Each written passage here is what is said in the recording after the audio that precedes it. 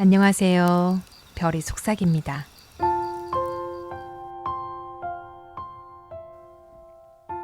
오늘 함께 하실 작품은 제인 오스틴의 이성과 감성입니다.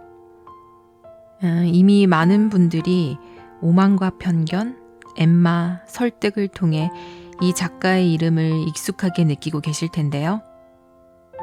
오늘 함께 하실 작품인 이성과 감성은 1811년에 출간된 오스틴의 첫 번째 장편 소설입니다. 처음에는 편지 형식으로 이야기를 풀어가는 이른바 서간체 소설로 시작되었는데요. 말 그대로 인물들이 주고받는 편지로 이야기가 이어지는 형식이라고 생각하시면 됩니다. 그러다가 작가가 다시 다듬고 고쳐서 지금 우리가 읽는 모습으로 태어나게 되었는데요. 이야기의 배경은 젠트리 계급이라 불리는 사람들입니다. 젠트리 계급 조금 낯설게 느껴지는 단어죠. 귀족보다는 한 단계 아래지만 경제적으로는 여유가 있고 품위 있는 삶을 중시하던 계층이라고 보시면 됩니다. 이들 가정 안에서 벌어지는 사랑과 선택의 이야기가 바로 우리가 만나게 될 세계인데요. 이 작품의 주인공은 두 자매입니다. 언니 엘리너와 그리고 동생 메리앤. 요즘식으로 조금 가볍게 MBTI로 표현해보자면요. 언니 엘리너는 마음보다는 좀 더 이성적으로 판단을 하려는 T에 가깝고요. 반대로 동생 메리앤은 마음과 감정이 먼저 움직이는 사람, F입니다. 그래서 이 작품의 제목처럼 이성과 감성이 한 집안에서 함께 살아가는 이야기라고도 할 수 있습니다. 두 자매의 이야기를 따라가시면서 어느 쪽에 더 마음이 가시는지 지금부터 제인 오스틴의 이성과 감성 1부 1장부터 함께 들어보시겠습니다.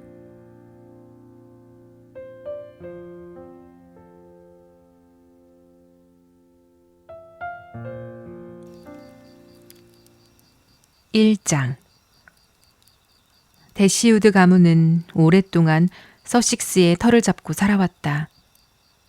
그들의 영지는 넓었고 거처는 소유지 한가운데 자리한 놀랜드 파크 저택이었다.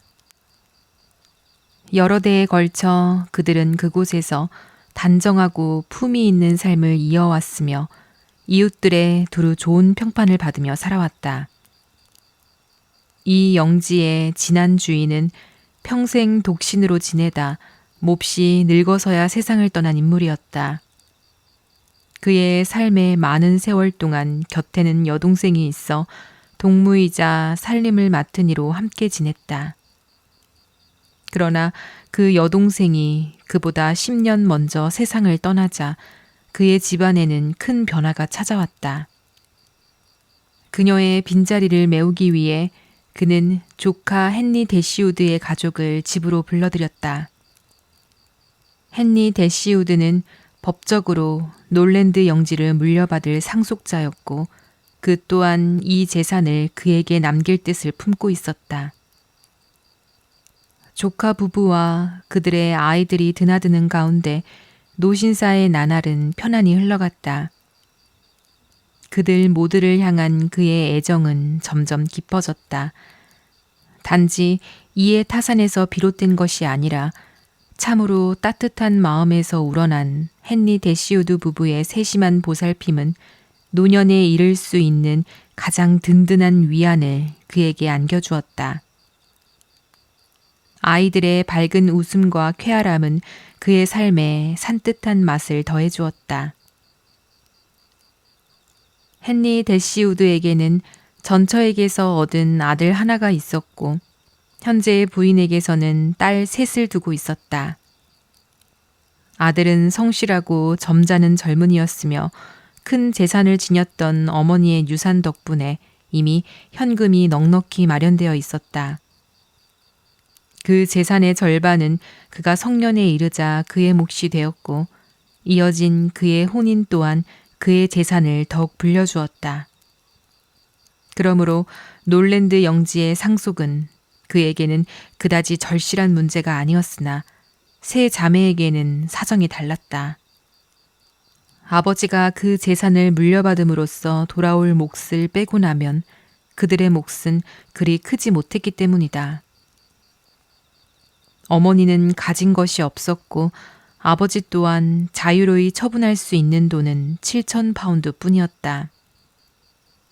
첫 아내의 재산 가운데 남은 절반 역시 그녀의 친자식인 아들의 몫으로 보장되어 있었고 그는 그저 생전에 그 이자를 누릴 권리만을 가졌을 뿐이었다. 마침내 노신사가 세상을 떠났다. 유언장이 공개되었고 여느 유언장과 다르지 않게 기쁨만큼이나 실망을 안겨주었다. 그는 조카를 외면할 만큼 부당하지도 은혜를 저버릴 만큼 박정하지도 않았다. 영지는 분명 조카에게 남겨졌다. 그러나 그 유산의 가치 절반을 깎아내릴 조건을 덧붙인 채였다. 헨리 대시우드는 그 재산을 자신이나 아들보다도 오히려 아내와 딸들을 위해 바라왔으나 영지는 그의 아들과 이제 4살 된 그의 아들의 아들에게로 단단히 묶여버렸다. 그리하여 그는 가장 사랑하고 또 무엇보다 돌봄이 필요한 이들을 위해 영지의 저당을 잡거나 값비싼 숲을 팔아 마련해줄 아무런 권한도 갖지 못하게 되었다. 모든 것은 그 어린아이의 몫으로 단단히 매여 있었다.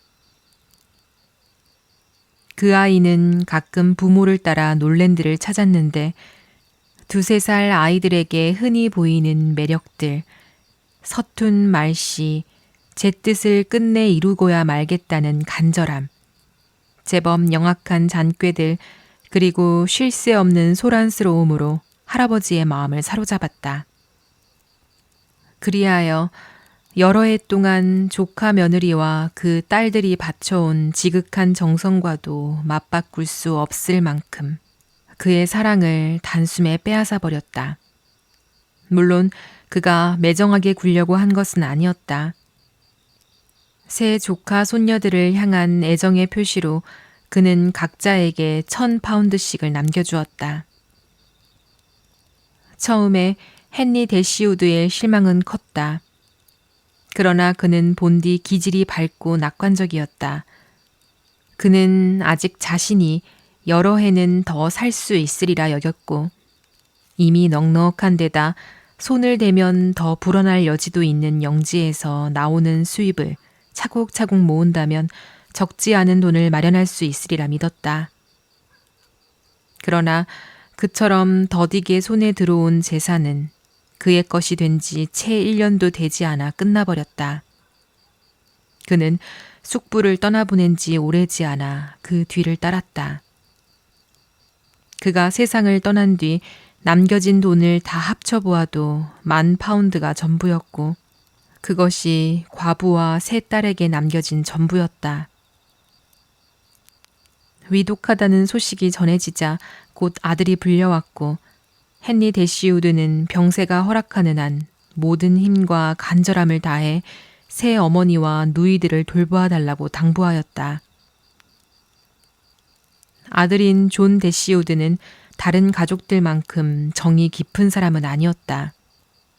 그러나 그런 때에 그런 부탁을 받고도 마음이 움직이지 않을 수 없었다.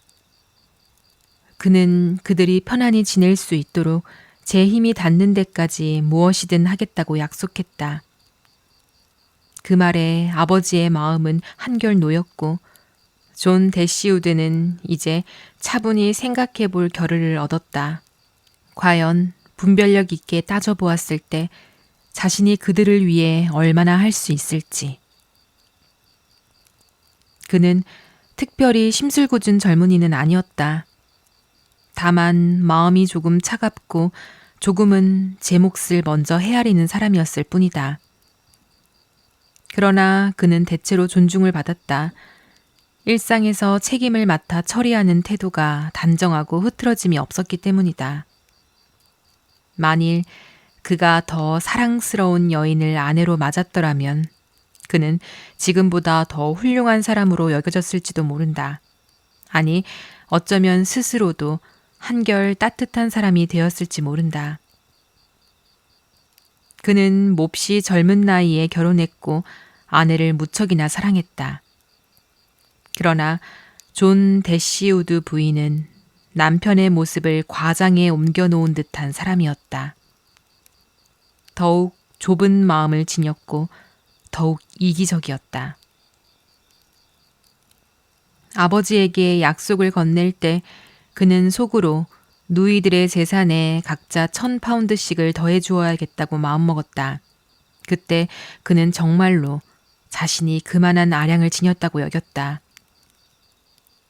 현재의 수입에 더해 해마다 4,000파운드가 들어올 형편이었고 거기에다 친모의 재산 가운데 남은 절반까지 있으니 그의 마음은 따뜻이 달아올랐다.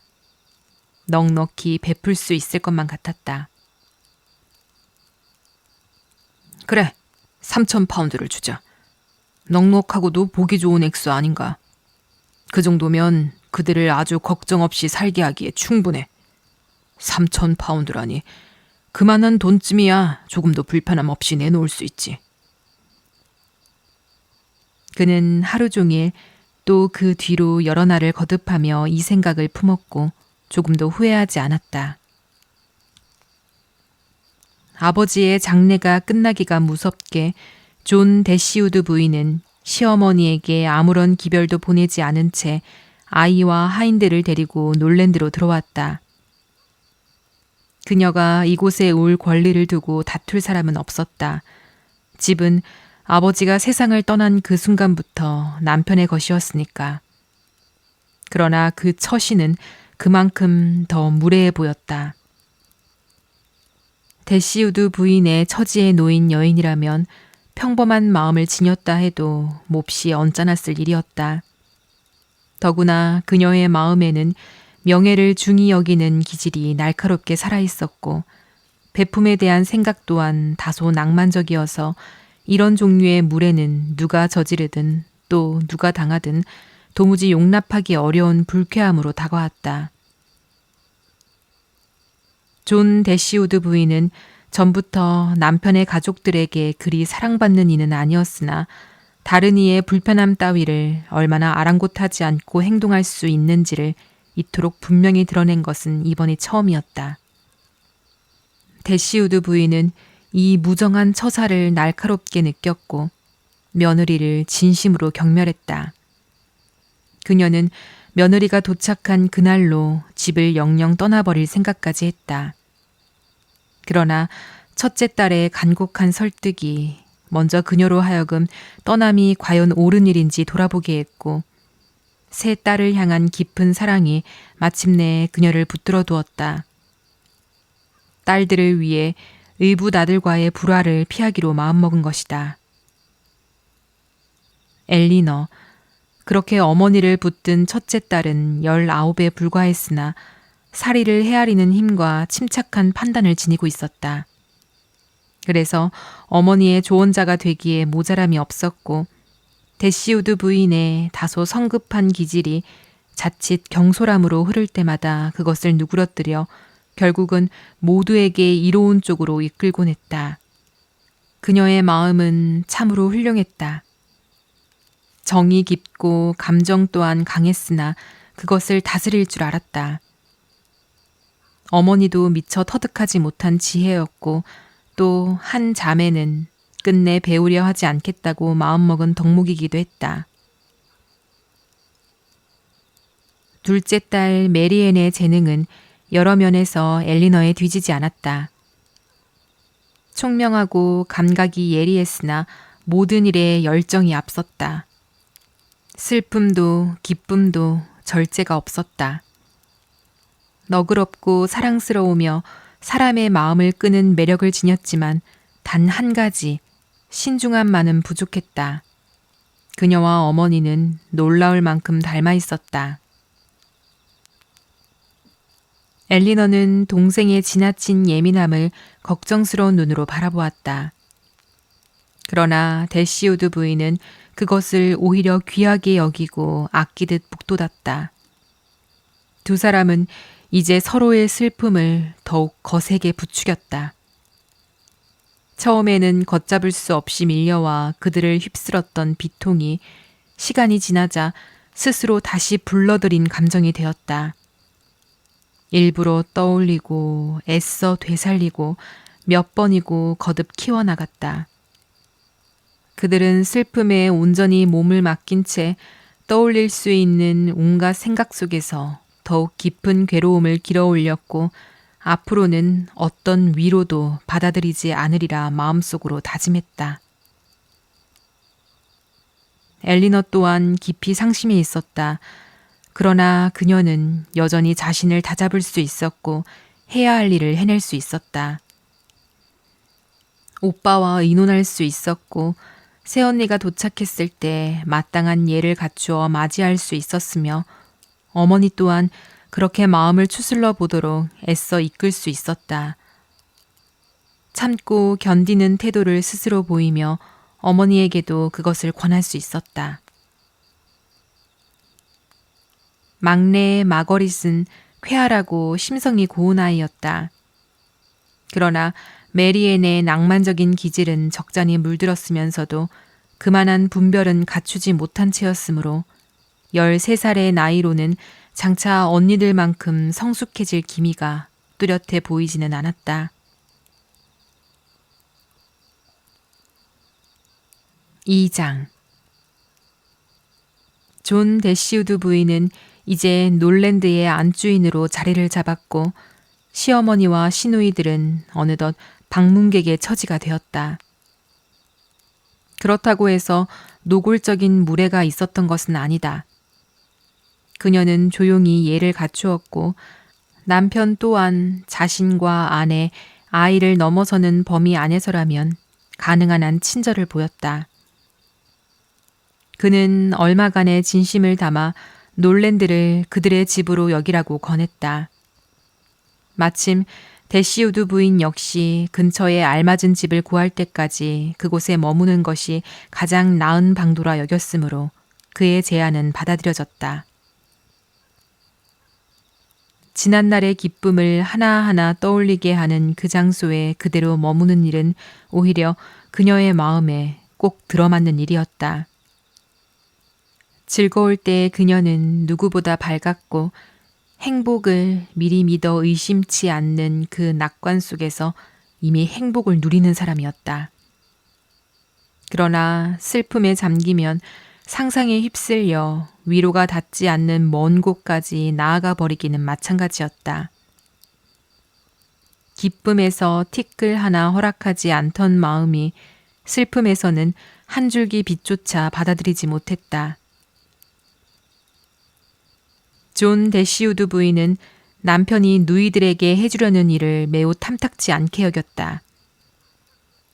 사랑스러운 어린 아들의 재산에서 3,000파운드를 떼어낸다는 것은 아이를 참혹하게 가난하게 만드는 일이나 다름없다고 그녀는 말했다. 다시 생각해보라고 거듭 권했다. 그처럼 큰 돈을 그것도 외아들에게서 빼앗아 다른 이에게 준다는 일을 어찌 스스로 납득할 수 있겠느냐고. 게다가 대시우드 자매들은 반쪽 피를 나눈 사이에 지나지 않으며 그녀의 생각으로는 그것은 관계라고 부를 만한 것도 아니었다. 서로 다른 어머니에게서 난 자식들 사이에 특별한 애정이 있다는 말은 들어본 적이 없지 않느냐고. 그런데 어째서 남편은 자신과 가엾은 어린 해리를 궁지로 몰아넣으며 그 돈을 몽땅 내주려 하느냐고 따졌다. 아버지의 마지막 부탁이었소. 어머니와 누이들을 도와달라고 하셨소. 아버님은 당신이 무슨 말씀을 하셨는지 제대로 알지 못하셨을 거예요. 아마 그때는 정신이 뚜렷지 못하셨겠죠. 제정신이었다면 자기 손자 몫을 떼어 나누어 주라고 청하실 리가 없잖아요. 구체적인 액수를 정하신 건 아니오, 페니.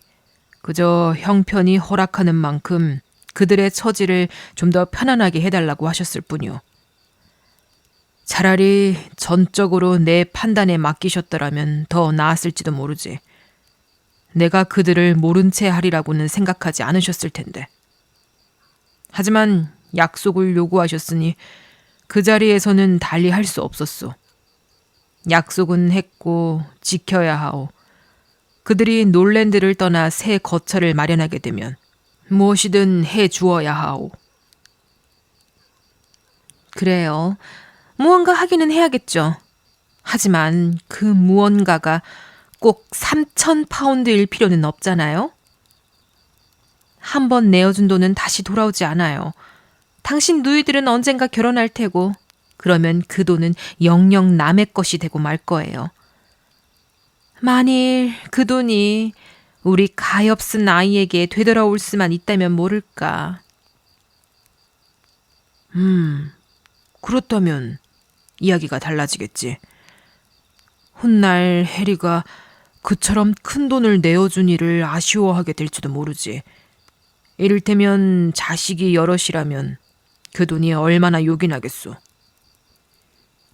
물론 그렇고 말고요. 그렇다면 모두에게 더 나은 일은 액수를 절반으로 줄이는 것이 아닐까 싶소. 500파운드만 해도 그들에게는 엄청난 보탬이 될 테니까. 그보다 더 후한 일이 어디 있겠어요? 세상에 어떤 오라버니가 제 친누이에게라도 그 절반이라도 해주겠어요? 하물며 이 경우엔 의분 누이들일 뿐인데요. 하지만 당신은 참으로 마음이 넓어요. 난 비열한 짓은 하고 싶지 않소. 이런 일에서는 차라리 지나치다 싶을 만큼 하는 편이 모자라게 하는 것보다는 낫지 않겠소? 적어도 남들이 보기에 내가 할 만큼 하지 않았다고는 못할 거요. 당사자들조차 더 바라기는 어려울 테니까.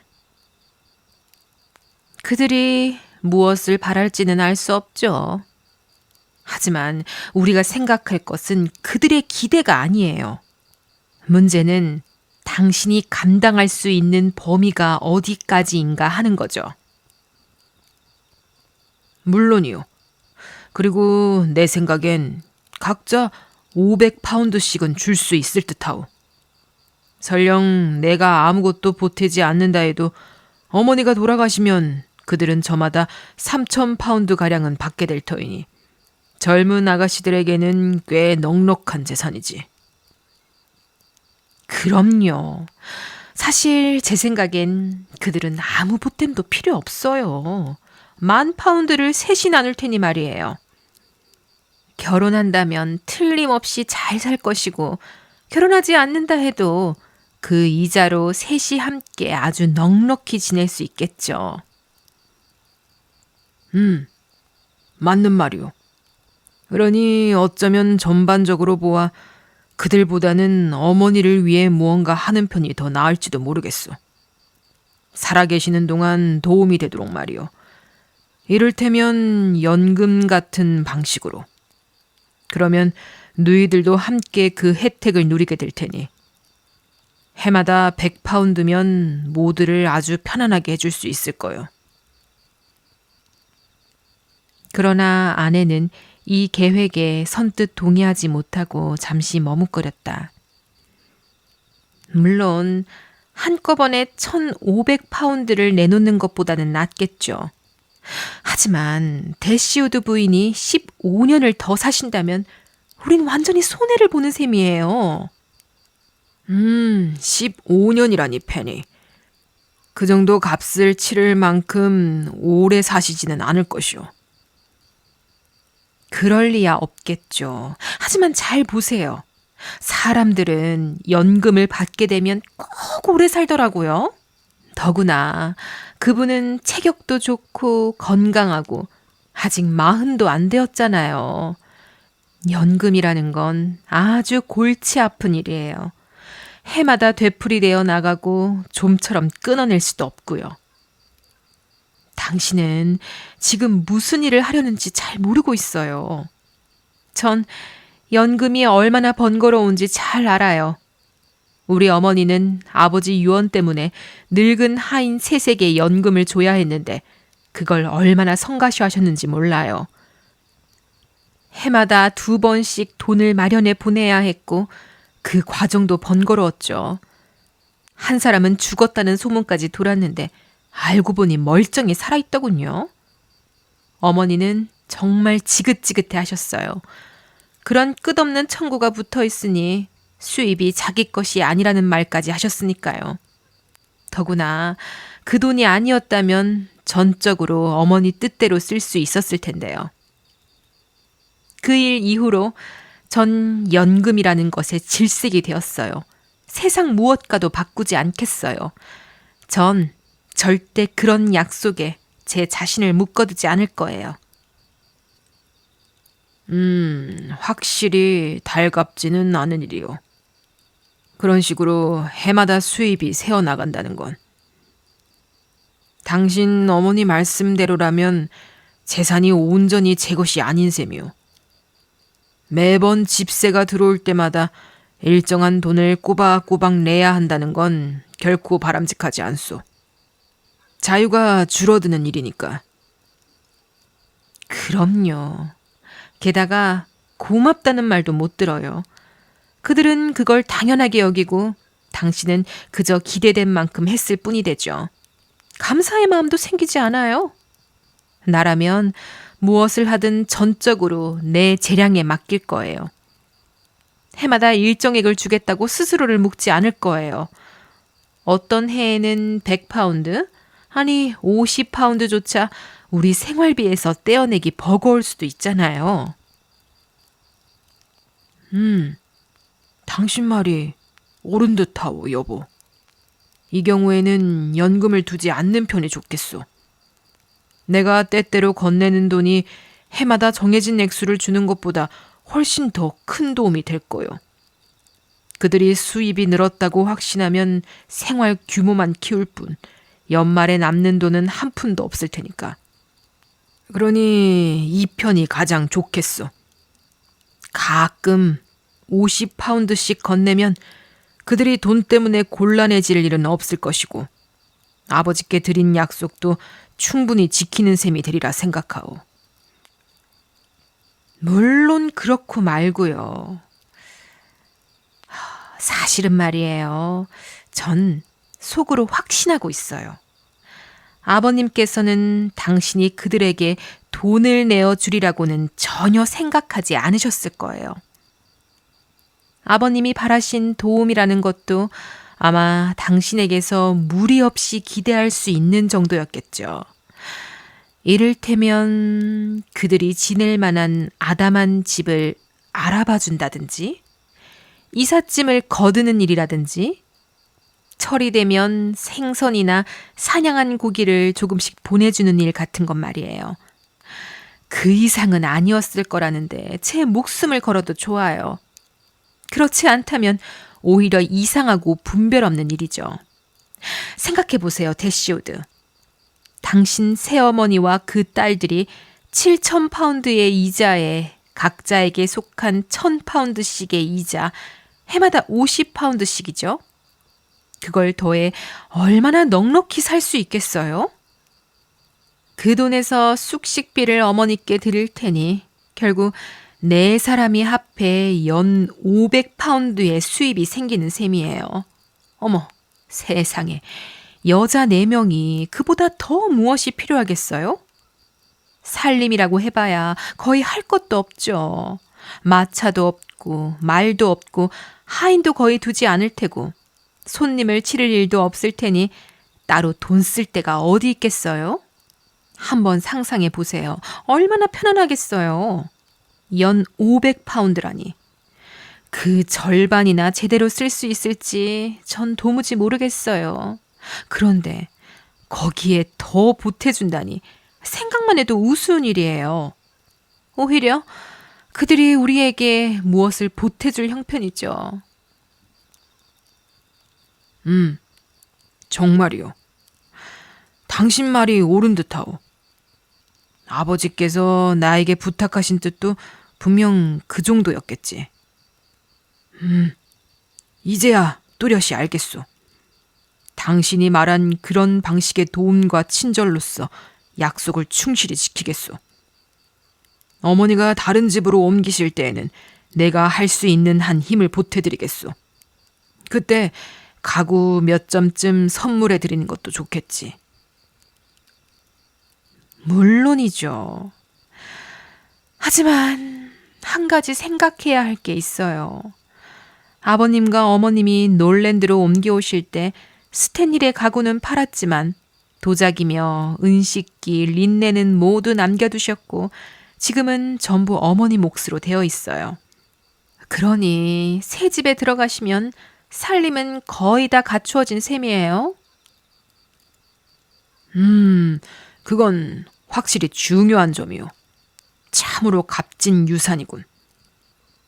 그래도 은식기 가운데 몇 점쯤은 우리 집에 보태줬다면 퍽 좋았을 텐데. 맞아요. 아침 식사용 도자기 세트는 이 집 것보다 2배는 더 근사해요. 제 생각엔 그들이 앞으로 살게 될 어떤 집에도 과분할 만큼요. 하지만 어쩌겠어요. 아버님은 오직 그들만 생각하셨으니까요. 그러니 이건 당신에게 분명히 말해둬야겠어요. 당신은 아버님께 특별히 감사할 일도 그 뜻에 얽매일 일도 없어요. 우리 모두 알잖아요. 아버님께서 마음만 먹으셨다면 세상에 있는 거의 모든 것을 그들에게 남기셨을 거라는 걸요. 이 논리를 더는 거스를 수 없었다. 이전까지 남아있던 망설임마저 말끔히 걷어내고 존 대시우드는 마침내 결심했다. 아버지의 미망인과 자식들을 위해 더 많은 일을 하는 것은 전혀 필요하지 않을 뿐 아니라 자칫하면 도리에도 어긋나는 일일지 모른다고. 그러니 아내가 짚어준 것과 같은 이웃으로서의 친절한 배려만으로 충분하다고. 3장. 대시우드 부인은 놀랜드에 몇 달을 더 머물렀다. 한동안은 익숙한 장소 하나하나가 마주칠 때마다 격한 슬픔을 불러일으켰으나 그것이 차츰 잦아들고 우울한 기억으로 스스로의 상처를 덧내는 일 말고도 다른 일에 마음을 쓸 수 있게 되자 오히려 그녀는 떠나고 싶어 안달이 났다. 그러면서도 놀랜드에서 멀리 떨어지는 일만은 생각할 수 없었기에 그 근처에서 알맞은 집을 찾으려 쉴 새 없이 알아보았다. 그러나 그녀가 그리는 안락함과 편안함을 한 번에 갖추면서도 큰딸의 분별에 비추어 지나치지 않은 집은 좀처럼 나타나지 않았다. 어머니라면 기꺼이 마음을 두었을 몇몇 집들도 엘리너는 그들의 수입에 비해 너무 크다며 고개를 저었다. 대시우드 부인은 남편에게서 아들이 자신과 딸들을 돕겠노라 엄숙히 약속했다는 이야기를 들은 바 있었다. 그것은 남편이 세상을 떠나기 전 마지막으로 마음을 놓았던 근거이기도 했다. 그녀는 그 약속의 진심을 남편만큼이나 의심하지 않았다. 자신을 위해서라기보다 딸들을 위해 그 말을 떠올리며 안도했다. 그녀 자신은 7,000파운드보다 훨씬 적은 돈으로도 넉넉히 살아갈 수 있다고 굳게 믿고 있었기 때문이다. 또한 의붓 아들의 명예와 양심을 생각해서도 그녀는 기뻤다. 그가 너그러움을 모르는 사람일지 모른다고 한때 품었던 의심을 스스로 부끄러워했다. 아들과 며느리가 보여준 세심한 태도는 그가 어머니와 누이들의 안녕을 진심으로 아낀다는 증거처럼 보였다. 그래서 한동안 그녀는 그의 너그러운 호의를 굳게 믿었다. 그러나 며느리에 대해서는 달랐다. 처음 만났을 때부터 느꼈던 경멸은 반년 가까이 한 집에 살며 성품을 더 알아갈수록 더욱 깊어졌다. 예이나 어머니로서의 애정이 아무리 그들을 붙들어 두려 했다 하더라도 어떤 특별한 사정이 없었다면 두 여인이 그토록 오래 함께 지내기란 어려웠을지도 모른다. 그런데 바로 그 특별한 사정이 생겨났다. 적어도 데시우드 부인의 생각으로는 딸들이 놀랜드에 머무는 일이 한층 더 바람직해 보이게 만드는 일이었다. 그것은 바로 큰 딸과 존 데시우드 부인의 남동생 사이에 싹트기 시작한 애정이었다.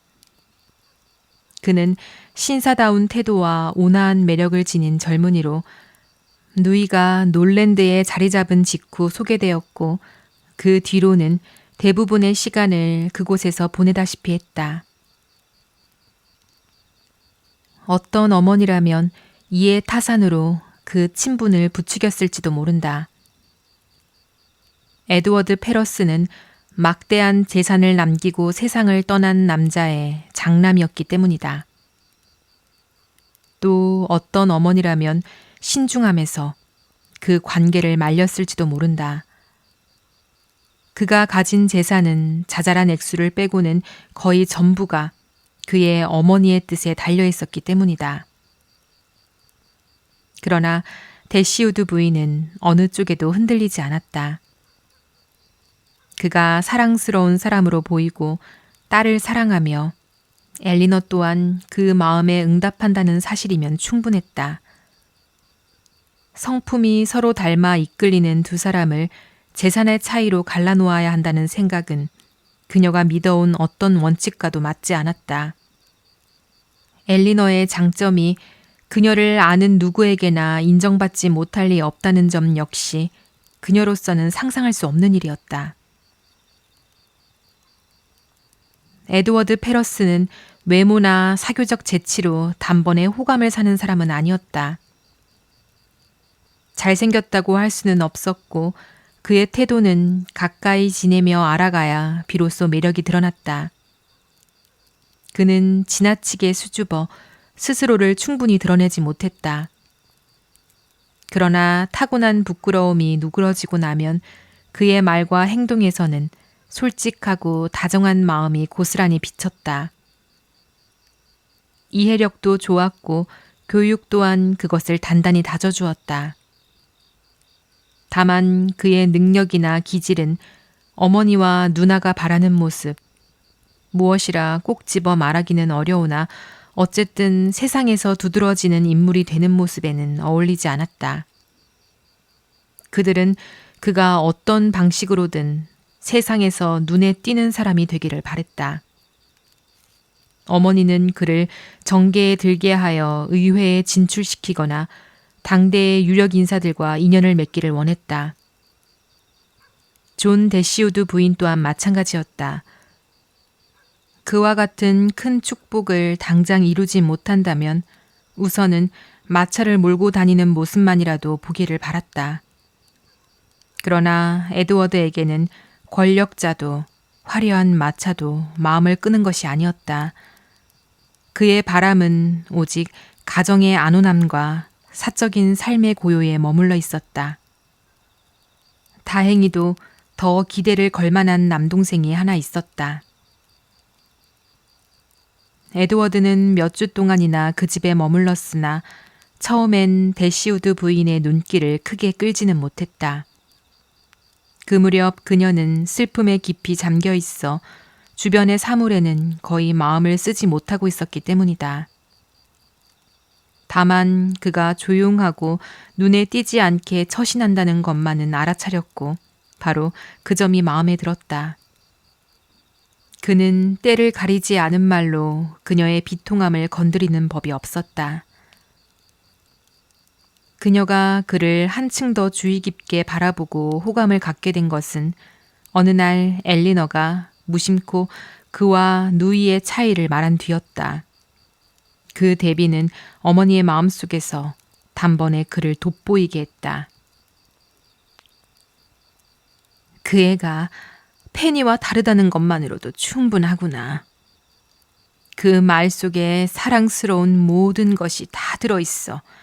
난 벌써 그 애가 좋구나. 더 알게 되시면 더 좋아하실 거예요. 엘리너가 말했다. 좋아한다고? 어머니가 미소 지으며 되물었다. 난 그보다 못한 감정은 느끼지 않아. 이미 사랑이라 해도 좋을 만큼이야. 존중하실 수는 있겠죠. 난 존중과 사랑을 따로 떼어 생각해 본 적이 없단다. 그 뒤로 데시우드 부인은 일부러 그를 더 알아가려 애썼다. 그녀의 태도는 사람을 끌어당기는 힘이 있었고 그의 수줍음은 오래가지 않았다. 그녀는 곧 그의 장점을 빠짐없이 알아보았다. 엘리너를 향한 그의 마음을 이미 짐작하고 있었던 것도 그녀의 통찰을 돕기는 했으나 그와는 별개로 그의 됨됨이에 확신을 갖게 되었다. 젊은이라면 의례에 이러해야 한다고 그녀가 믿어온 활달한 사교성과는 거리가 먼 그 조용한 태도조차 그의 마음이 따뜻하고 성정이 다정하다는 것을 알고 나서는 더 이상 밋밋하게 느껴지지 않았다. 그가 엘리너를 대하는 태도에서 사랑의 징후를 알아차리자마자 그녀는 두 사람의 진지한 애정이 이미 굳어진 것이라 믿었고 결혼이 머지 않았다고 여기기 시작했다. 몇 달만 지나면 메리앤, 엘리너는 아마도 결혼의 자리를 잡게 되겠지. 우리야 그 아이를 그리워하겠지만 그 아이는 행복할 거야. 엄마, 언니 없이 우리가 어떻게 살아요? 얘야, 거의 헤어짐도 아닐 거야. 몇 킬로미터밖에 떨어지지 않은 곳에서 살 테니 날마다 얼굴을 보게 되겠지. 너는 오빠를 얻게 되는 셈이란다. 진심으로 다정한 오빠를. 난 에드워드의 마음을 세상 무엇보다 높이 산다. 그런데 왜 그리 심각해 보이니, 메리앤? 언니의 선택이 못마땅하니? 놀랍기는 해요. 메리앤이 말했다. 에드워드는 매우 사랑스러운 사람이에요. 저도 그를 깊이 아껴요. 하지만 그는 제가 생각하던 그런 젊은이는 아니에요. 어딘가 부족해요. 외모가 인상적이지도 않고 언니처럼 진지한 애정을 끌어낼 만한 우아함이 없어요. 그의 눈에는 미덕과 지성을 단번에 드러내는 그 생기와 불꽃이 없어요. 게다가 엄마, 전 그가 제대로 된 취향을 지녔다고는 생각되지 않아요. 음악도 그를 거의 사로잡지 못하고 언니의 그림을 몹시 칭찬하기는 하지만 그건 가치를 아는 사람의 감탄이 아니에요. 언니가 그림을 그릴 때 곁에 오래 머물기는 해도 실제로는 아무것도 모른다는 게 분명해요. 그는 애인으로서 감탄할 뿐 감식가로서 감탄하는 건 아니에요. 제게는 두 가지가 함께 있어야 해요. 취향이 한치도 어긋나지 않는 사람과 함께가 아니라면 전 행복할 수 없어요. 그는 제 모든 감정에 함께 들어와야 해요. 같은 책이, 같은 음악이 우리를 동시에 사로잡아야 해요. 엄마, 어젯밤 그가 우리에게 책을 읽어주었을 때 얼마나 맥이 빠지던지요. 전 언니가 몹시 가여웠어요. 그런데 언니는 너무도 태연했어요. 전 거의 그 자리를 지킬 수 없었어요. 저를 여러 번 미칠 듯이 흔들어 놓았던 그 아름다운 구절들을 그렇게도 뚫어지지 않는 고요함과 끔찍한 무심함으로 읽어내다니요. 단순하고 단아한 산문이라면 더 잘 읽었을지도 모르지. 그때 나도 그렇게 생각했단다. 그런데 네가 하필이면 쿠퍼를 읽게 했지. 엄마, 쿠퍼에도 마음이 움직이지 않는다면... 물론 취향의 차이는 인정해야겠죠. 엘리너 언니는 저만큼 감수성이 예민하지 않으니 그 점을 대수롭지 않게 넘기고 행복할 수 있겠죠. 하지만 제가 그를 사랑했다면 그처럼 감흥 없이 잃는 소리를 듣고는 가슴이 찢어졌을 거예요. 엄마, 세상을 조금씩 더 알아갈수록 전 확신하게 돼요. 제가 진정 사랑할 수 있는 사람은 아마 만나지 못할 거라는 걸요. 전 너무 많은 것을 바라게 돼요.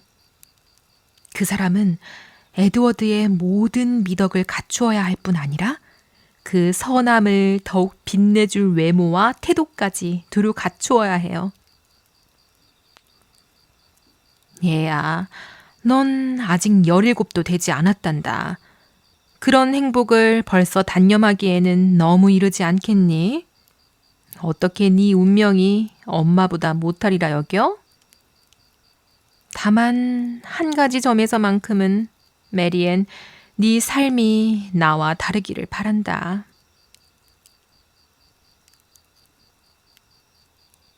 4장. 엘리너 언니, 에드워드가 그림에 취미가 없다니 참 아쉽지 않아? 메리앤이 말했다. 그림에 취미가 없다니? 엘리너가 되물었다. 왜 그렇게 생각해? 스스로 그리지는 않지만 다른 사람의 작품을 보는 데에는 큰 기쁨을 느껴. 타고난 감각도 결코 부족하지 않아. 다만 갈고 닦을 기회가 없었을 뿐이야. 만약 제대로 배웠다면 꽤 잘 그렸을 거라고 나는 생각해. 이런 문제에서는 자기 판단을 지나치게 믿지 못해서 어떤 그림에 대해서도 쉽게 의견을 내지 않으려 할 뿐이야. 하지만 본래 지닌 단정하고 소박한 취향이 있어서 대개는 옳은 방향으로 이끌리곤 해. 메리에는 괜히 언니의 마음을 상하게 할까 염려되어 더 말하지 않았다. 그러나 엘리너가 말한 그런 종류의 감탄은 그녀가 생각하는 취미, 황홀할 만큼 들뜨는 기쁨과는 거리가 멀었다. 속으로는 언니의 착각을 미소 지으며 받아들였지만 그런 눈먼 애정이야말로 언니의 미덕이라 여기며 존중했다. 엘리너가 말을 이었다. 메리앤, 그가 전반적인 취향에서도 모자랐다고 생각하는 건 아니겠지? 네가 그를 대하는 태도는 아주 따뜻하잖아. 만약 정말 그렇게 여긴다면 난 네가 그에게 이렇게까지 정중할 수는 없었을 거라고 확신해. 메리앤은 무엇라 답해야 할지 몰라 잠시 망설였다. 어떤 경우에도 언니의 마음을 아프게 하고 싶지는 않았다. 그렇다고 마음에 없는 말을 할 수도 없었다. 마침내 그녀는 조심스럽게 입을 열었다. 엘리너 언니, 내가 그를 칭찬하는 말이 언니가 생각하는 그의 장점만큼 충분하지 않더라도 화내지 말아줘. 난 언니가 한 것만큼 그의 세세한 기질이나 기호를 살필 기회가 없었어. 그래도 그의 선함과 분별에 대해서는 세상 누구 못지않게 높이 평가해. 그는 참으로 훌륭하고 사랑스러운 사람이야.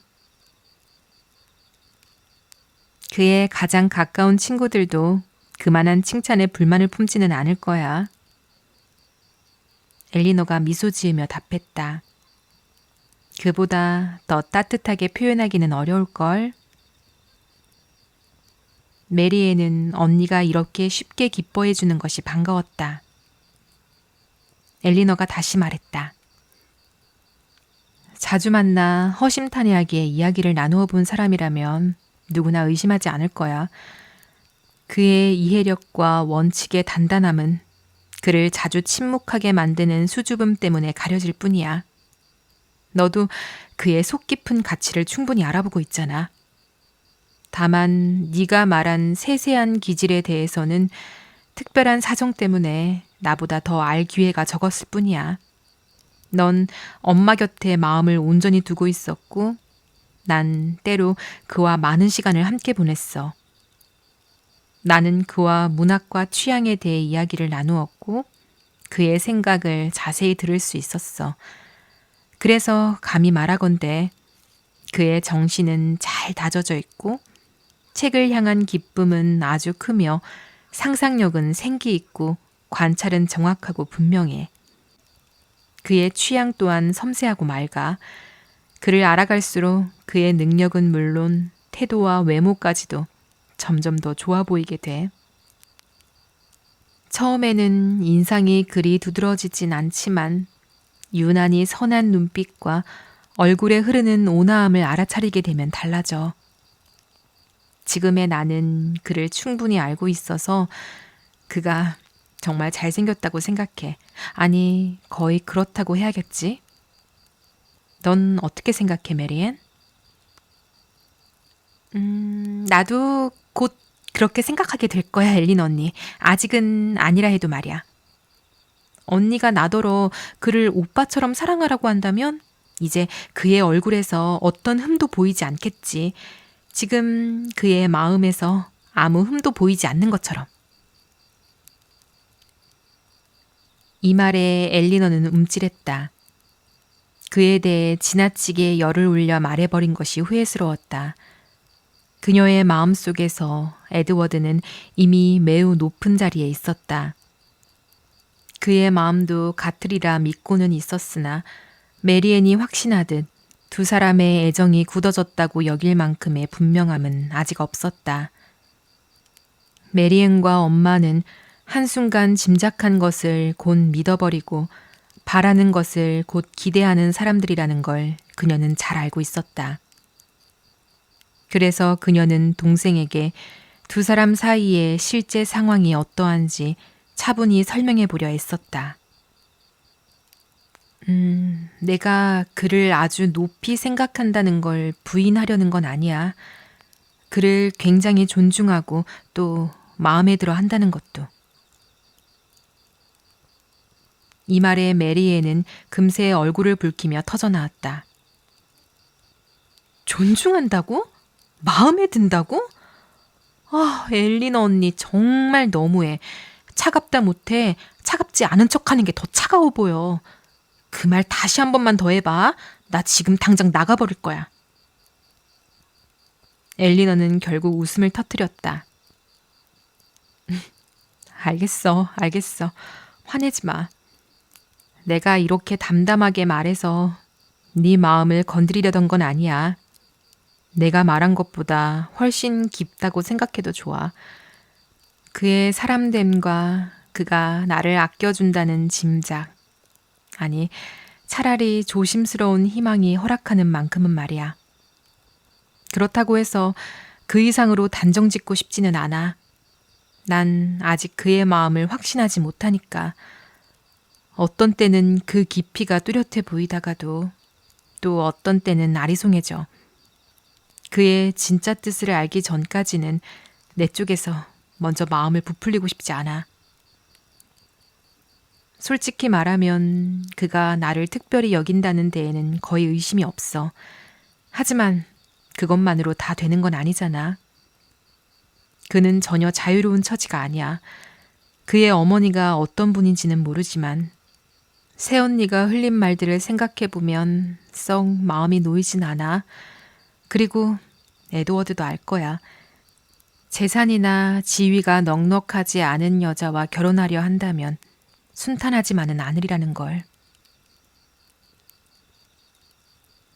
메리앤은 엄마와 자신이 얼마나 앞서 나가 있었는지 깨닫고 놀랐다. 그럼 정말 약혼한 게 아니란 말이야, 언니? 그래도 곧 그렇게 되겠지. 하지만 이렇게 미뤄지는 데에도 좋은 점은 있어.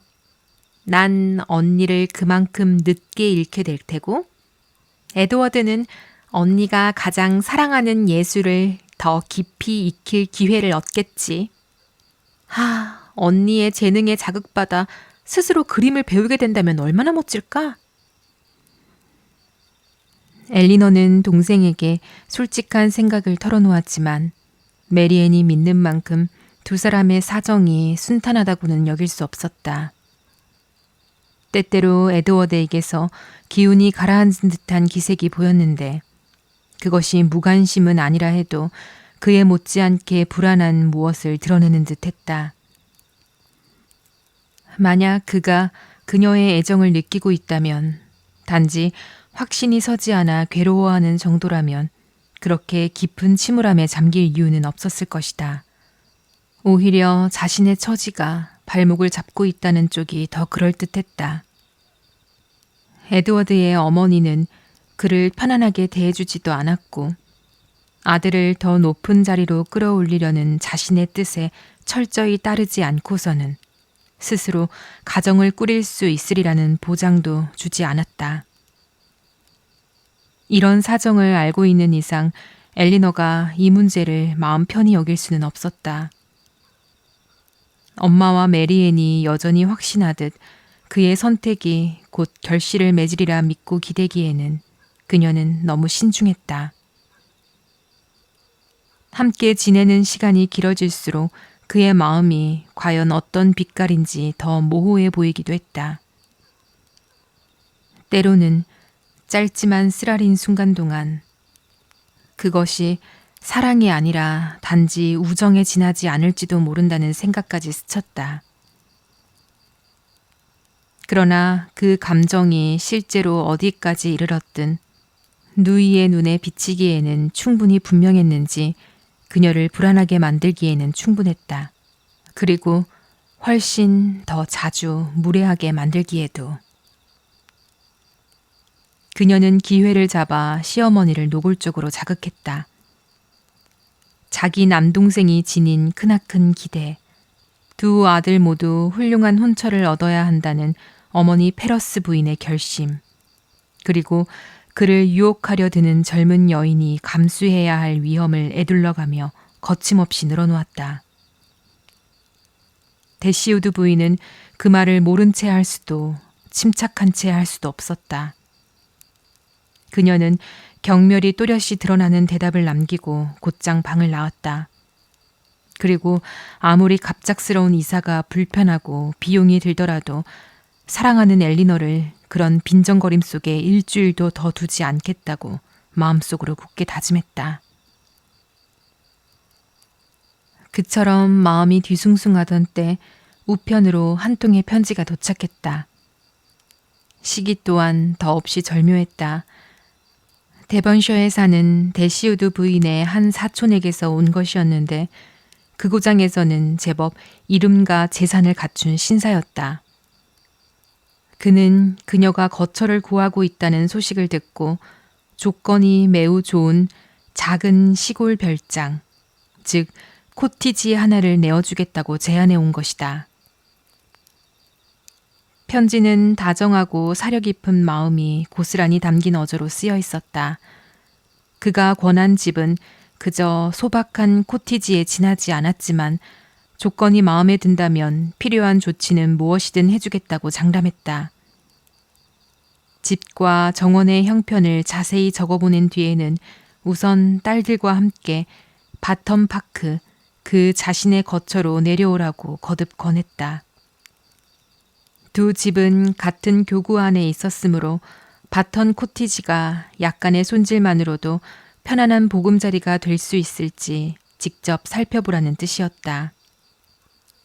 사촌을 진심으로 돕고 싶어하는 마음이 편지 곳곳에서 느껴졌고 그 다정한 문체는 잃는 이를 기쁘게 하지 않을 수 없었다. 더구나 가까운 이들에게서 냉랭하고 무심한 대우를 받고 있던 바로 그때였으니 더욱 그러했다. 데시우드 부인은 따로 깊이 생각할 시간도 필요 없었다. 편지를 읽는 동안 이미 결심은 굳어졌다. 몇 시간 전까지만 해도 서식스에서 한참 떨어진 데번셔라는 위치는 그곳이 지닌 어떤 장점보다도 크게 보일 흠이었을 것이다. 그러나 이제는 오히려 그것이 첫 번째 매력으로 다가왔다. 놀랜드를 떠난다는 생각은 더 이상 손해가 아니었다. 오히려 간절한 바람이 되었다. 며느리의 손님으로 머무르는 불편을 생각하면 그것은 축복에 가까웠다. 그토록 사랑하던 장소라 해도 그런 여인이 안주인으로 있는 동안 머무르거나 드나드는 것보다는 영영 떠나는 편이 덜 고통스러울 터였다. 그녀는 즉시 그녀의 사촌 존 미들턴 경에게 감사의 뜻과 함께 제안을 받아들이겠다고 답장을 썼다. 그리고 편지를 붙이기 전에 딸들의 마음도 확실히 알고자 2통의 편지를 들고 서둘러 그들에게로 갔다. 엘리너는 전부터 지금의 지인들 곁에 그대로 자리 잡기보다는 놀랜드에서 다소 떨어진 곳에 정착하는 편이 더 신중하다고 여겨왔다. 그러므로 데번셔로 옮기려는 어머니의 뜻을 반대할 이유는 없었다. 존 미들턴 경의 설명대로라면 집은 소박한 규모였고 세 또한 놀랄 만큼 저렴했다. 어느 모로 보나 의의를 제기할 만한 대목은 없었다. 물론 그 계획이 그녀의 마음을 설레게 하지는 않았다. 놀랜드 근처에서 조금 더 머물고 싶다는 소망에는 미치지 못하는 선택이기도 했다. 그러나 그녀는 어머니가 동의의 편지를 보내지 못하도록 말릴 생각은 하지 않았다.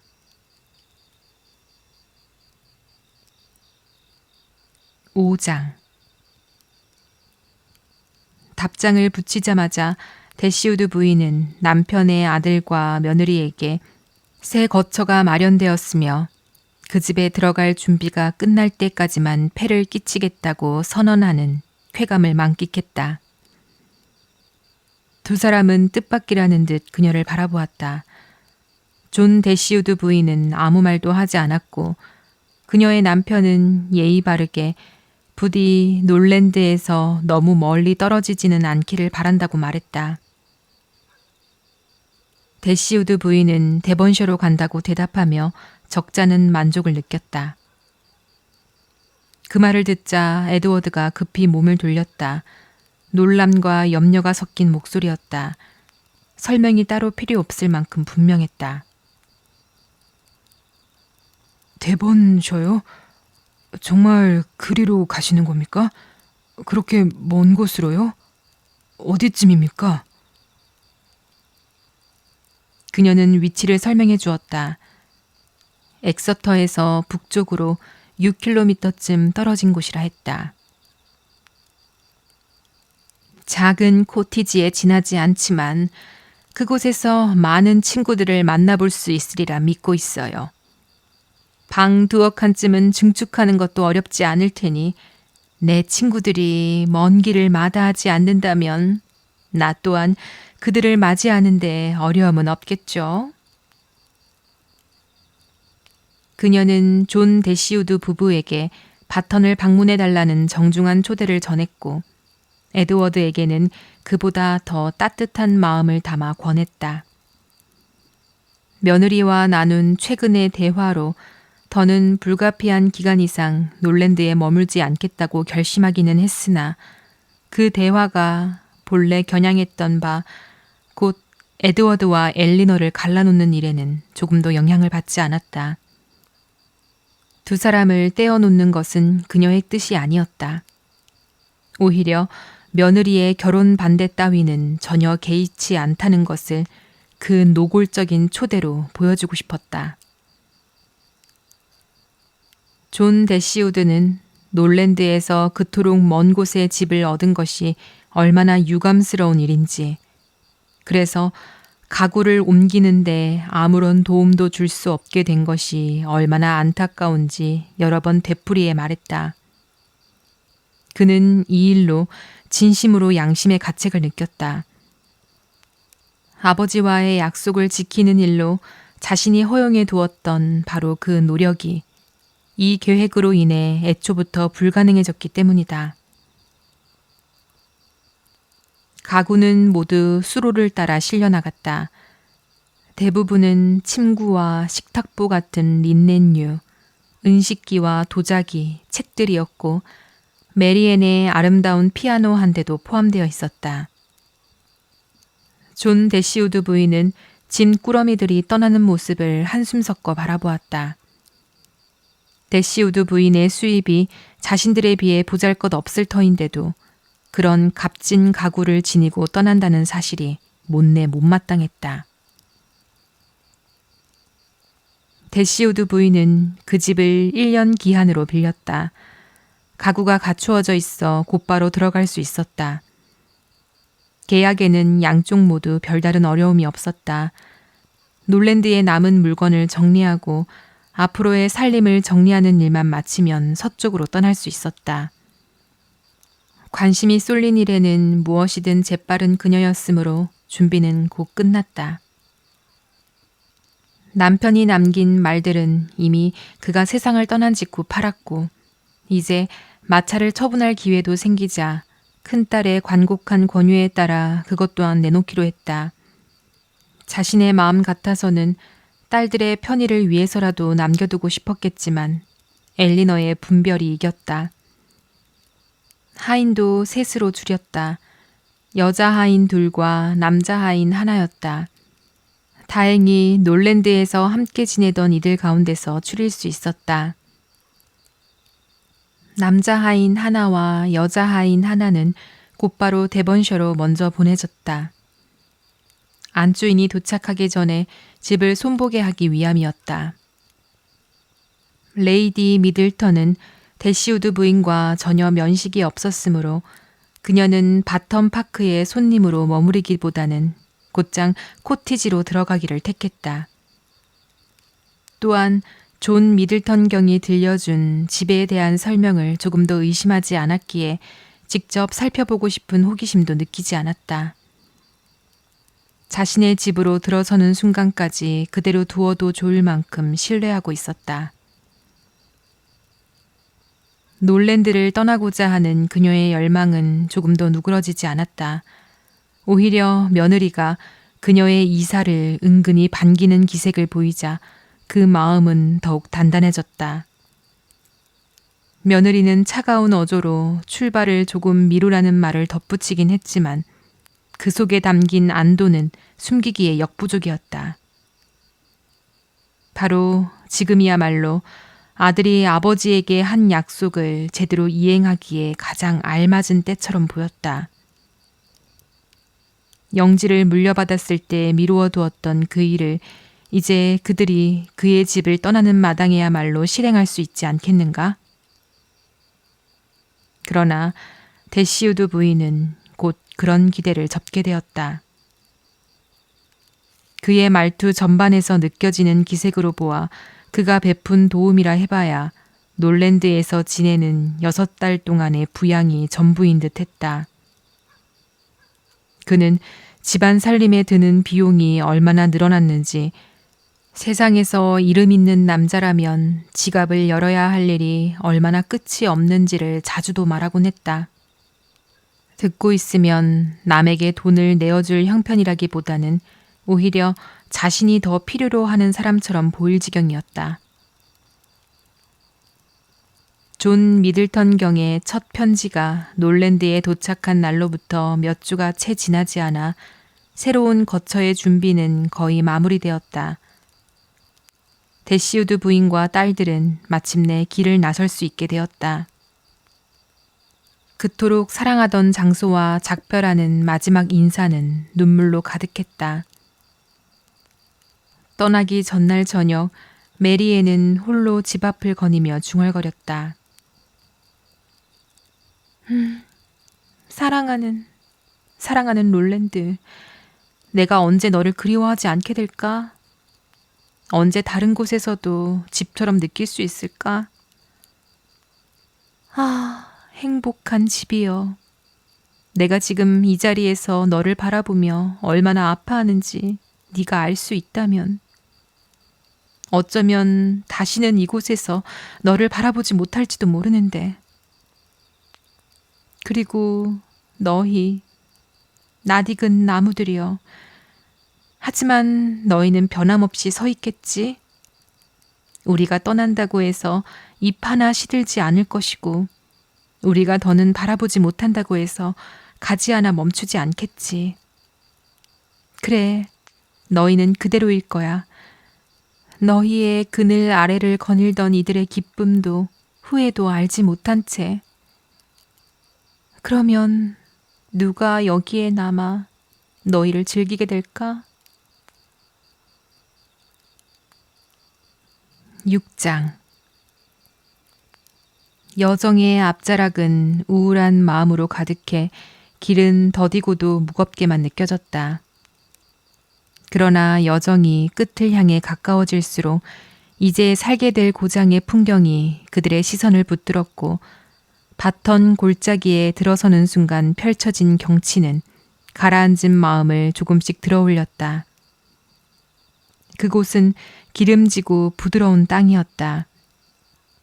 나무가 넉넉히 서 있고 풀밭은 윤기가 흘렀다. 골짜기를 굽이 따라 2km 남짓 달린 끝에 그들은 마침내 자기 집 앞에 이르렀다. 집 앞에는 작은 잔디들이 전부였고 단정한 작은 나무문이 그들을 그 안으로 맞아들였다.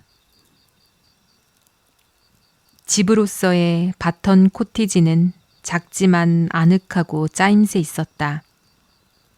그러나 코티지라는 이름에 어울릴 만큼의 소박한 멋은 조금 모자랐다.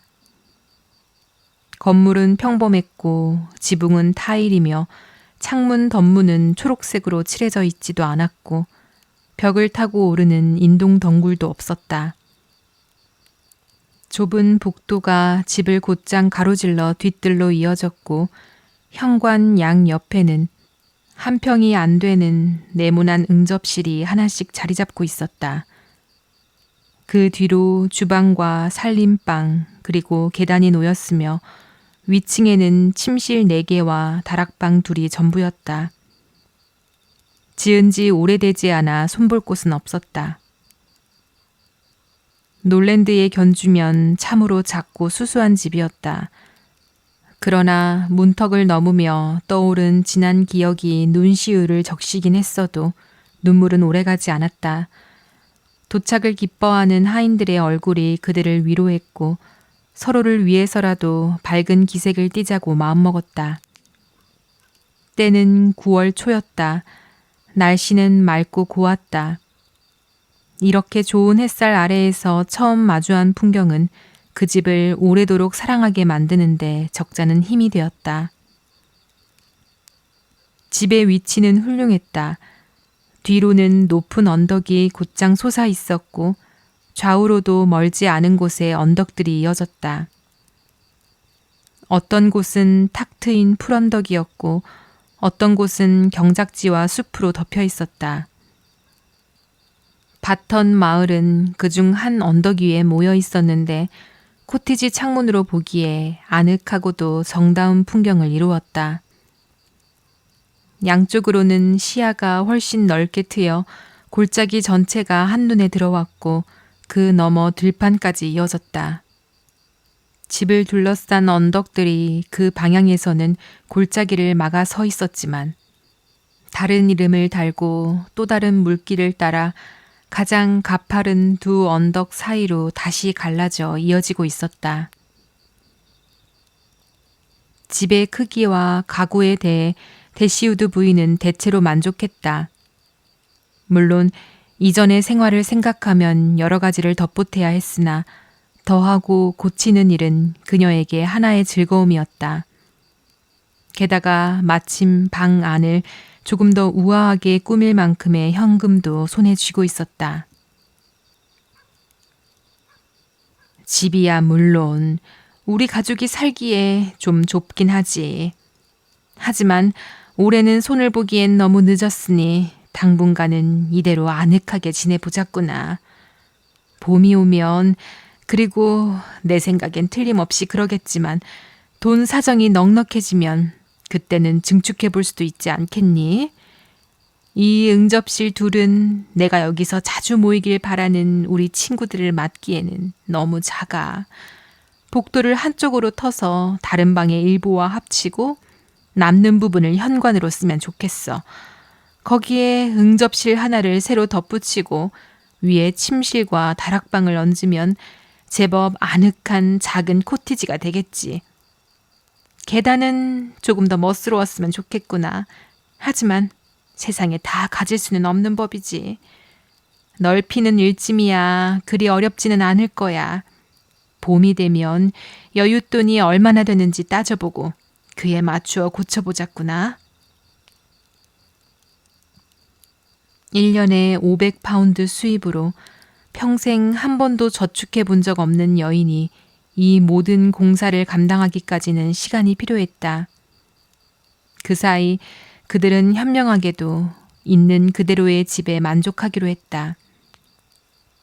저마다 바쁘게 짐을 풀고 책과 소지품을 제자리에 놓으며 이 낯선 집을 우리 집으로 만들어갔다. 메리앤의 피아노는 포장을 벗겨 알맞은 자리에 놓였고 엘리너의 그림은 응접실 벽에 차분히 걸렸다. 다음 날 아침 식사를 마치고 저마다 집안을 정리하느라 분주하던 참에 그들은 집주인의 방문을 받았다. 그는 바턴에 온 것을 환영한다며 집과 정원에서 당장 필요한 것이 있다면 무엇이든 내어주겠다고 호의를 표하러 온 것이었다. 존 미들턴 경은 40쯤 되어 보이는 준수한 인상의 사내였다. 예전에 스탠힐에 방문한 적이 있었으나 어린 친척들이 기억하기에는 너무 오래전 일이었다. 얼굴에는 선량한 기색이 가득했고 태도 또한 편지에서 느껴지던 것처럼 다정하고 허물없었다. 그들의 도착은 그에게 진심으로 기쁜 일이었고 그들의 안락함은 그가 실제로 마음 쓰는 관심사처럼 보였다. 그는 자기 가족과 아주 가까이 지내기를 간절히 바란다며 여러 차례 말했고 집안이 자리를 잡을 때까지는 매일같이 바턴 파크에서 식사하자고 어찌나 열심히 권하던지 그 간청이 예의를 넘어선 집요함에 이르렀음에도 불구하고 전혀 거슬리지 않았다. 그의 친절은 말에 그치지 않았다. 돌아간 지 1시간이 채 되지 않아 정원에서 거둔 채소와 과일이 가득 담긴 큰 바구니가 도착했고 그날이 저물기 전에는 사냥한 고기까지 보내왔다. 더구나 그는 그들의 편지를 우체국까지 직접 가져다주고 받아오겠다고 고집했고 자기 집 신문을 매일 보내는 기쁨 또한 양보하지 않았다. 레이디 미들턴은 그를 통해 정중한 안부를 전해왔다. 방문이 폐가 되지 않는다는 확신이 들면 곧 찾아뵙겠다는 뜻이었다. 이에 대시우드 부인이 예의 바른 초대로 답하자 이튿날 곧 그녀가 모습을 드러냈다. 바턴에서의 안락함이 상당 부분 그 여인에게 달려있으리라 생각했으므로 새 모녀는 자연히 큰 관심을 가지고 그녀를 맞이했다. 첫인상은 기대에 부합했다. 레이디 미들턴은 26이나 7을 넘지 않아 보였고 얼굴은 고왔으며 키가 크고 단정한 체구가 눈에 띄었다. 태도에는 남편에게서 찾아보기 어려운 세련됨이 배어 있었다. 다만 그 세련됨이 남편의 솔직함과 따뜻함을 조금 나누어 가졌다면 더 나았을 것이다. 방문이 길어질수록 처음의 호감은 조금씩 누그러졌다. 예의는 완벽했으나 마음을 쉽게 열지 않았고 차분하다기보다는 다소 차가워 보였으며 상투적인 안부나 평범한 말 외에는 스스로 꺼내는 이야기가 거의 없었다. 그러나 대화가 모자랄 염려는 없었다. 존 미들턴 경은 몹시 수다스러웠고 레이디 미들턴은 현명하게도 큰아들을 데리고 왔다. 6살쯤 되어 보이는 고운 사내아이였다. 덕분에 혹시 말이 막히더라도 숙녀들에겐 언제든 다시 꺼낼 수 있는 화제가 생긴 셈이었다. 아이의 이름과 나이를 묻고 얼굴이 곱다고 칭찬하고 몇 마디 질문을 건네면 대개는 어머니가 대신 대답했지만 아이 이야기는 한동안 자리를 채워주었다. 아이는 어머니 곁에 매달려 고개를 숙이고 있었는데 레이디 미들턴은 그가 낯을 가리는 모습에 몹시 놀라는 눈치였다. 집에서는 그렇게 떠들썩한 아이라는데 어찌 손님 앞에서는 일이 조용한지 신기하다는 듯 했다. 격식을 갖춘 방문에는 아이 하나쯤이 곁에 있어야 혹시 모를 침묵에 대비할 수 있다는 말이 괜히 나온 것이 아니었다. 이번 자리에서는 그 아이가 아버지를 더 닮았는지 어머니를 더 닮았는지를 두고 한동안 의견이 오갔다. 누구의 무엇을 닮았는지를 두고도 저마다 다른 생각을 내놓았고 남의 판단에 모두가 놀라는 척하는 데에만 10분은 좋게 들었다. 그리고 다른 아이들에 대해서도 곧 이야기를 나눌 기회가 생기리라는 것은 분명했다. 존 미들턴 경은 이튿날 바턴 파크에서 식사하겠다는 약속을 받아내기 전에는 도무지 돌아갈 기색이 아니었기 때문이다. 7장 바턴 파크는 코티지에서 800m 남짓 떨어진 곳에 있었다. 골짜기를 따라오던 길에 그 근처를 지나치긴 했으나 집에서는 언덕이 불쑥 튀어나와 시야를 가려 보이지 않았다. 저택은 크고도 번듯했으며 미들턴 부부는 후한 인심과 세련된 격식을 고루 갖춘 살림을 꾸리고 있었다. 전자는 존 미들턴 경의 즐거움이었고 후자는 그의 부인의 몫이었다. 그들 집에는 손님이 끊이는 날이 거의 없었고 금방 어느 집안보다도 더 많은 사람을 드나들게 했다. 두 사람 모두에게 그것은 꼭 필요한 일이었다. 기질과 겉모습은 사뭇 달랐지만 사회적 모임이 아닌 일에는 좀처럼 흥미도 재주도 보이지 못한다는 점에서는 닮아 있었다. 존 미들턴 경은 사냥을 즐겼고 레이디 미들턴은 어머니 노릇에 몰두했다. 그는 말을 타고 들로 나가 사냥을 하고 총을 쏘았고 그녀는 아이들의 기분을 맞추었다. 그것이 거의 그들의 유일한 마음을 쏟는 일이었다. 다만 레이디 미들턴은 1년 내내 아이들을 응석바지로 키울 수 있었으나 존 미들턴 경의 취미는 계절을 타는 법이었다. 다행히 집 안팎으로 이어지는 끊임없는 약속이 타고난 천성과 교육의 빈틈을 메워주었다. 그것이 존 미들턴 경의 흥을 북돋았고 레이디 미들턴의 세련된 태도를 부지런히 써먹게 했다. 레이디 미들턴은 식탁의 격식과 집안 살림의 단정함을 은근히 자랑스러워했고 손님을 초대하는 자리에서 그 허영은 가장 큰 기쁨이 되었다. 그러나 사교 그 자체를 더없이 즐기는 쪽은 존 미들턴 경이었다. 그는 자기 집이 감당할 수 있는 것보다 더 많은 젊은이들을 모아두기를 좋아했고 그들이 떠들수록 더 흡족해했다. 근방의 젊은이들에게 그는 축복 같은 존재였다. 여름이면 들로 나가 차가운 햄과 닭고기를 나누는 자리를 끊임없이 마련했고 겨울이면 사적인 무도회를 자주 열었다. 갓 데뷔해 끝없는 열정에 사로잡힌 15살의 아가씨가 아니라면 누구에게나 충분할 만큼이었다. 새로운 가족이 이웃으로 들어오는 일은 언제나 그에게 기쁜 소식이었고 이번에 바턴 코티지에 자리 잡은 이들에 대해서도 그는 온 마음으로 흡족해했다. 대시우드 자매는 젊고 아름다웠으며 꾸밈이 없었다. 그것만으로도 그의 호감을 사기에 충분했다. 예쁜 아가씨에게 꾸밈 없는 태도만 더해지면 외모만큼이나 마음도 매력적이라 여기는 사람이었기 때문이다. 지난날에 비해 형편이 기울었다고 할 만한 이들을 돕는 일 또한 그의 천성에 잘 맞았다.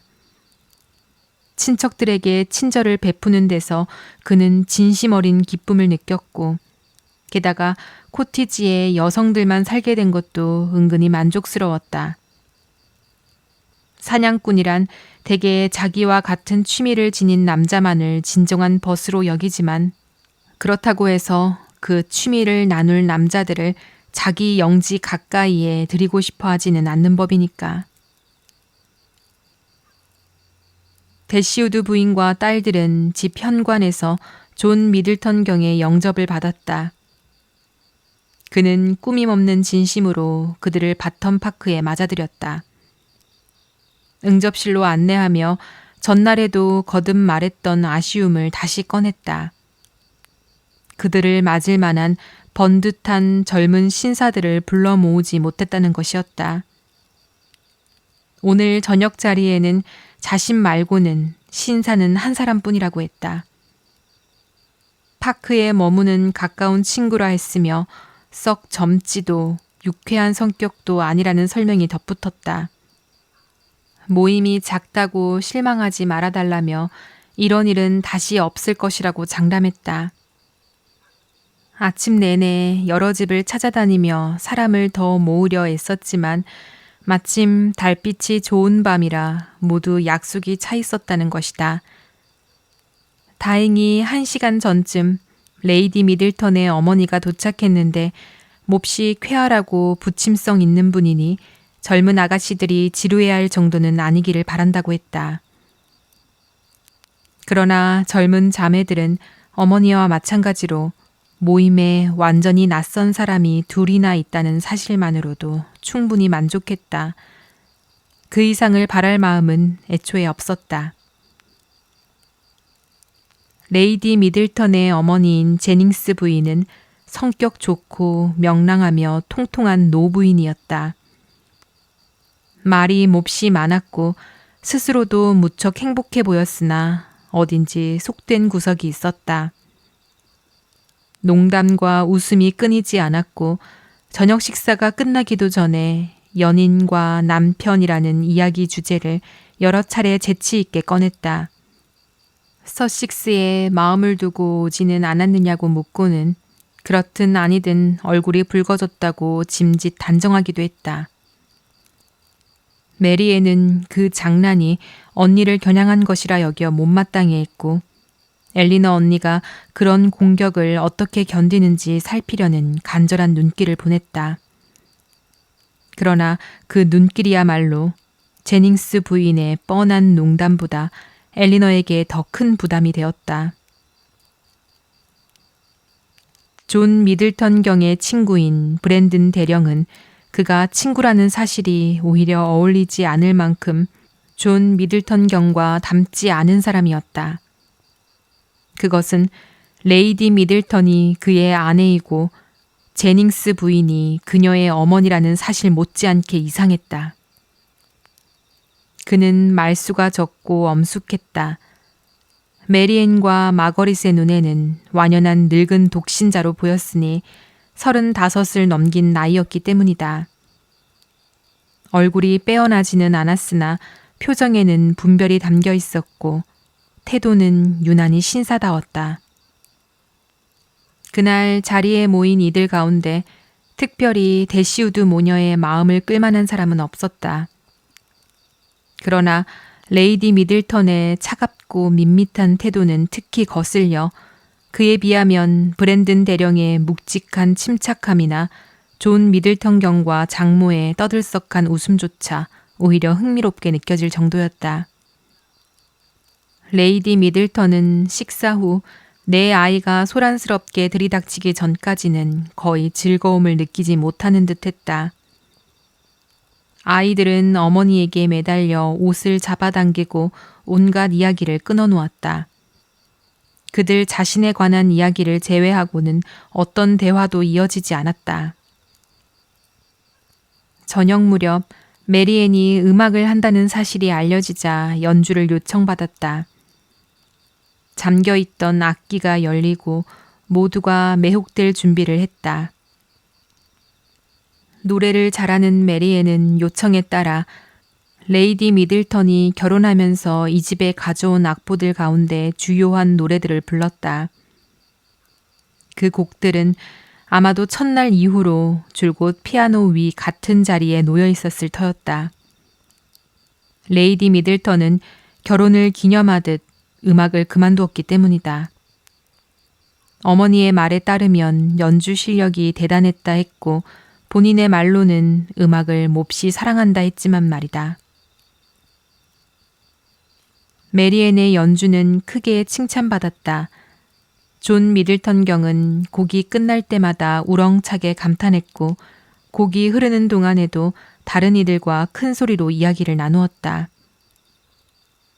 레이디 미들턴은 몇 번이나 그에게 핀잔을 주며 어찌 음악에서 한순간이라도 주의가 흩어질 수 있느냐고 했고 방금 끝난 곡을 다시 불러달라고 메리앤에게 부탁하기도 했다.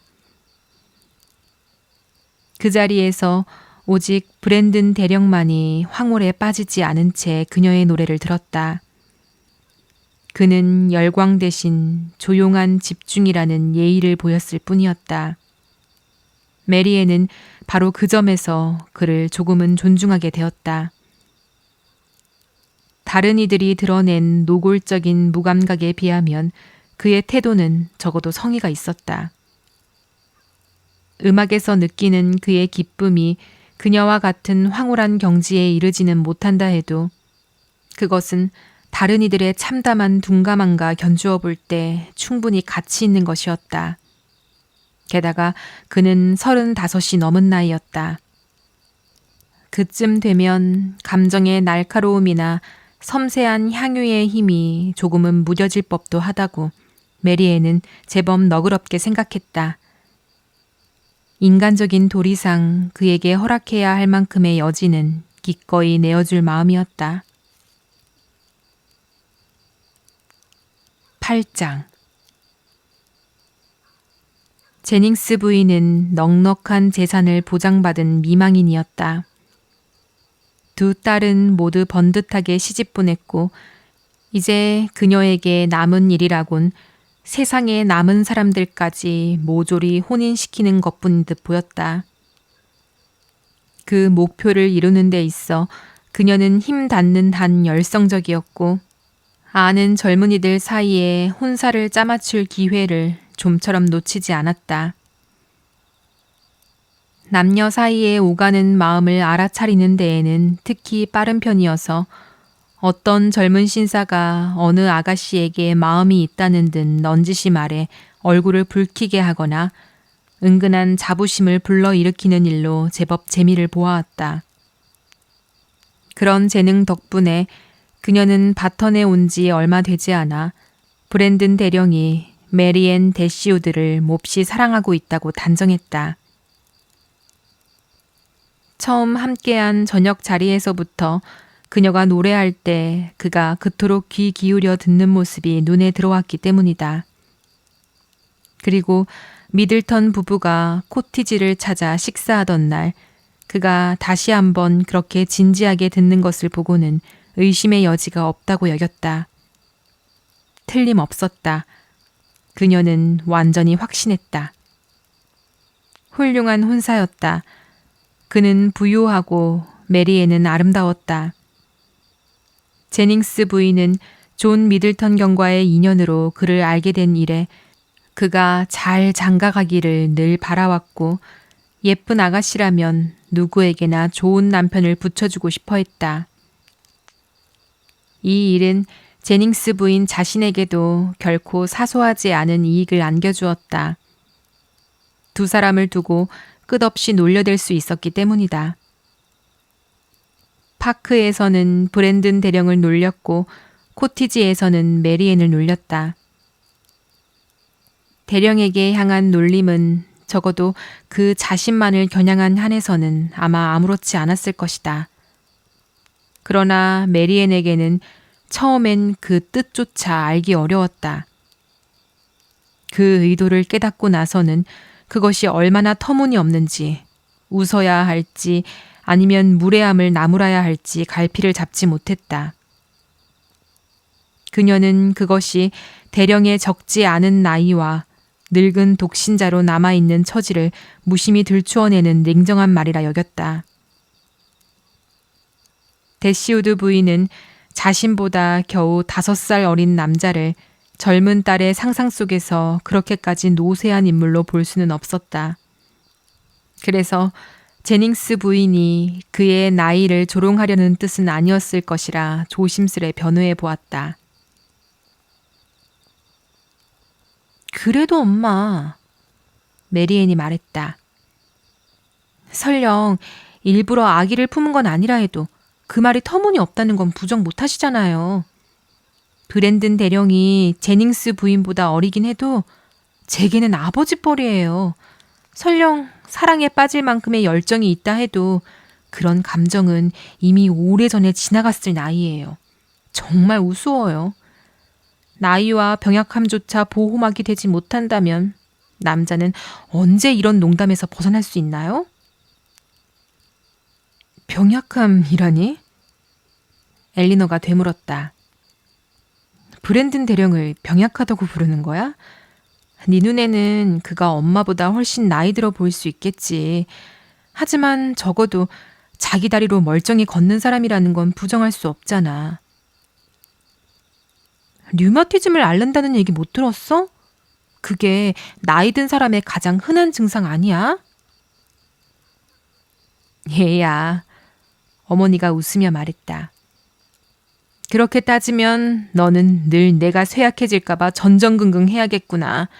내가 40이라는 고령까지 살아온 게 네 눈에는 기적처럼 보이겠지. 아, 엄마, 제 말을 그렇게 몰아가지 마세요. 브랜든 대령이 당장 세상을 떠날까 걱정할 나이는 아니라는 걸 알아요. 20년은 더 사실지도 모르죠. 하지만 35이라는 나이는 결혼과는 어울리지 않아요. 아마 엘리너가 조용히 말했다. 35과 17이 나란히 결혼을 논하는 건 어울리지 않을지도 모르지. 하지만 혹시라도 27에 아직 미혼인 여인이 있다면 브랜든 대령이 35이라는 게 그 결혼에 큰 흠이 되지는 않을 거야. 27의 여자라면... 메리앤은 잠시 말을 멈추었다가 이어갔다. 다시 사랑을 느끼거나 사랑을 불러일으킬 희망은 없겠지. 집이 불편하거나 재산이 넉넉지 않다면 아내라는 이름 아래 안정과 생계를 얻기 위해 간병인 노릇을 감수할 수도 있겠지. 그런 여자와의 결혼이라면 어색할 건 없겠네. 편의를 위한 계약이니까. 뭐 세상도 만족하겠지. 하지만 내 눈에는 그것은 결혼이 아니야. 나에겐 그저 거래처럼 보일 뿐이야. 서로가 서로를 통해 이익을 얻으려는 계산에 지나지 않아. 네 생각을 바꾸게 하기는 어려울 거야. 엘리너가 차분히 대답했다. 27의 여자가 35의 남자에게 사랑에 가까울 만큼 깊은 감정을 느껴 평생의 벗으로 삼고 싶어 할 수 있다는 걸 너에게 납득시키는 건 아마 불가능하겠지.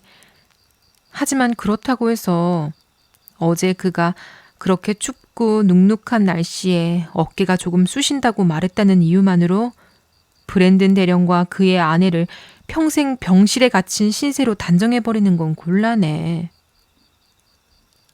하지만 플란넬 조끼 이야기도 했잖아. 메리앤이 받아쳤다. 나에게 플란넬 조끼란 곧 통증과 경련, 류머티즘, 그리고 늙고 허약한 이들을 괴롭히는 온갖 병을 떠올리게 해. 만약 그가 심한 열병이라도 걸렸다면 넌 그를 지금만큼 업신여기지는 않았을걸? 엘리너가 웃으며 말했다. 솔직히 말해봐, 메리앤. 붉게 달아오른 뺨과 움푹 들어간 눈, 빠르게 뛰는 맥박 같은 것에는 네가 흥미를 느끼는 구석이 조금은 있지 않니? 이윽고 엘리너가 방을 나가자 메리앤은 어머니에게 다가섰다. 엄마, 숨길 수 없는 걱정이 있어요. 전 에드워드 페러스가 아프다고 생각해요. 우리가 여기 온 지도 벌써 보름 가까이 되었는데 아직 오지 않았잖아요. 이렇게 늦어질 이유는 정말 아픈 것 말고는 없어요. 그러지 않고서야 무엇이 그를 놀랜드에 붙들어 두겠어요? 그 아이가 그렇게 빨리 올 거라고 생각했니? 대시우드 부인이 되물었다. 난 전혀 그렇지 않았단다. 오히려 내가 걱정했던 건 바턴에 오라는 내 말을 들었을 때마다 그가 그다지 기쁘거나 반가워하지 않아 보였다는 점이었어. 엘리너는 벌써 그가 오리라고 기대하고 있니? 언니한텐 직접 얘기를 꺼낸 적은 없지만 당연히 그렇겠죠. 글쎄, 네가 잘못 짐작한 것 같구나. 어제 내가 손님방 벽난로를 새로 들이자는 이야기를 꺼냈더니 엘리너가 당장은 서두를 필요가 없다고 하더구나. 한동안 그 방을 쓸 일은 없을 것 같다고 말이야. 이상해요. 도대체 무슨 뜻일까요? 두 사람의 태도는 늘 이해하기 어려웠어요. 마지막 작별 인사는 또 얼마나 차분했는지요? 그날 저녁 두 사람이 나눈 말도 어찌나 힘이 없던지요. 에드워드의 작별 인사는 언니한테나 저한테나 아무 차이도 없었어요. 마치 다정한 오빠가 여동생 둘에게 건네는 인사 같았죠. 마지막 아침에 전 일부러 두 사람을 2번이나 단둘이 남겨두었어요. 그런데 그때마다 그는 이해할 수 없게도 저를 따라 방을 나왔어요. 그리고 놀랜드를 떠나며 에드워드와 헤어지며 엘리너 언니는 저처럼 울지도 않았어요. 지금도 늘 그렇듯 태연해요. 언니는 대체 언제 우울해하죠? 언제 사람을 피하죠? 언제 모임 속에서 불안하거나 마음이 흔들리는 기색을 보이나요?